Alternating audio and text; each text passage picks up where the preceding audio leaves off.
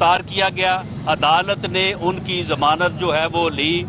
اور اس وقت وہ ضمانت پہ ہے۔ حکومت کو انتظامی آرڈر کے تحت اگر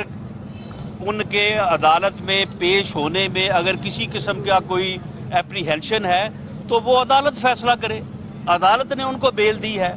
انتظامی حکم کے تحت ان کو کوئی حق نہیں پہنچتا کہ یہ کسی کے بھی جو ہے وہ موومنٹ کے اوپر پابندی لگائے۔ انہوں نے ناجائز طور پہ، غیر قانونی طور پہ مریم نواز صاحبہ کے اوپر جو ہے وہ ECL میں ان کا نام ڈالا ہے۔ ان کا یہ حق ہے، ان کا یہ حق ہے کہ وہ اپنے والد کی تیمارداری کے لیے یا اگر میاں صاحب کا جو ہے وہ ہارٹ سرجری ہونے جا رہی ہے تو اس موقع کے اوپر موجود ہونا، ان کا چاہے پورا خاندان وہاں پہ ہو،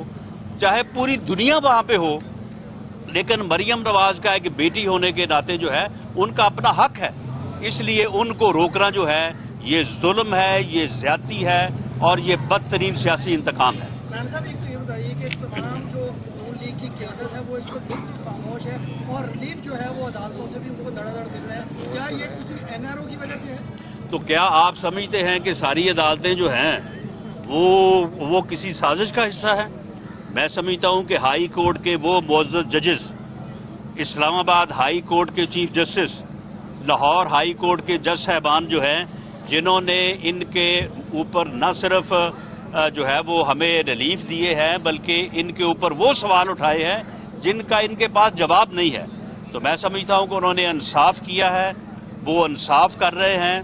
اور ان کے اوپر اس قسم کی بات جو ہے وہ بالکل جو ہے وہ مناسب نہیں ہے اور کسی قسم کا کوئی جو ہے وہ خاموشی والی بات نہیں ہے۔ انشاءاللہ تعالی آپ دیکھیں گے، ہم چاہتے یہ ہیں کہ پوری اپوزیشن کو اعتماد میں لے کے،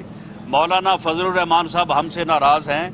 مولانا صاحب کو ہم منائیں گے انشاءاللہ تعالی۔ میاں شہباز شریف صاحب واپس آ رہے ہیں، اس کے بعد میاں شہباز شریف صاحب کی دعوت پہ آل پارٹیز کانفرنس ہوگی، اس کانفرنس میں اپوزیشن مشترکہ لاہ عمل بنائے گی اور اس مشترکہ لاہ عمل کے مطابق جو ہے